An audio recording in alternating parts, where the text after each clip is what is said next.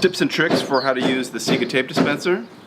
SIGA tape dispenser takes the 60mm rolls, or about 2.4 inches. The tape is installed onto the tape dispenser in such a way that the tape kind of can feed up underneath the blade. The tape dispenser can be installed through the belt loop, or run the belt around the waist, clip, and allows you to work from your left-hand side, hands-free. Tape is removed using the blade. Be careful, the blade is quite sharp, and allows you to work with long extensions of tape, hands-free, on the job site.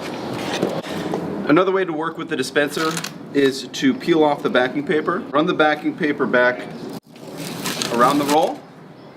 What this allows you to do is cut small pieces of tape, and the backing paper is already removed. Tips and tricks brought to you by SIGA help you work faster and cleaner on the job site. Thanks for watching.